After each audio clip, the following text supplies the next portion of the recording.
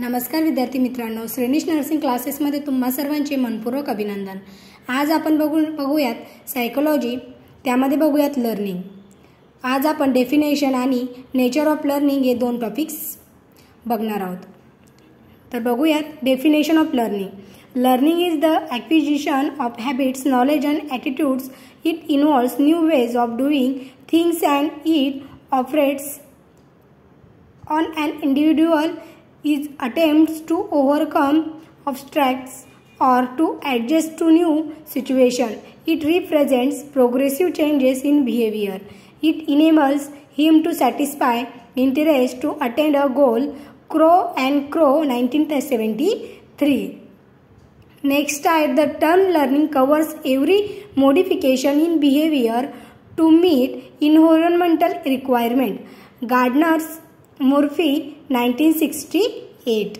या दोन डेफिनेशन आहेत, क्रो अँड क्रो यांची आणि सेकंड आहेत गार्डनर मुर्फी यांची। नंतर बघूयात nature of learning. Learning is a process and not a product. It involves all those experience of and learning of an individual which helps him to produce change in his behaviour. Learning being changes in the behaviour, but it does not necessarily mean these changes always. नंतर next बघूयात bring improvement or development in the positive direction. Learning prepare an individual for the necessary adjustment and adaptation. All learning is purposeful and goal oriented. In case there is no purpose, there would hardly be any learning. The scope of learning is too wide to explain in words. Learning is universal and continuous.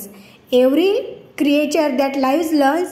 In human beings, it is not limited to any age, sex, race, or culture. It is a continuous, never-ending process that goes from womb to womb. Learning does not include the changes in behavior and on account of maturation, fatigue, illness, and drugs, etc. Learning is transferable from one situation to another situation. Learning helps in the proper growth and development. Learning helps in the balanced development of personality. Next व्हिडिओमध्ये आपण types of learning यावरती lecture घेणार आहोत। असेच नवनवीन video पाहण्यासाठी श्रेणीश nursing क्लासेसला subscribe करा आणि बेल आयकॉनवरती क्लिक करायला विसरू नका। धन्यवाद।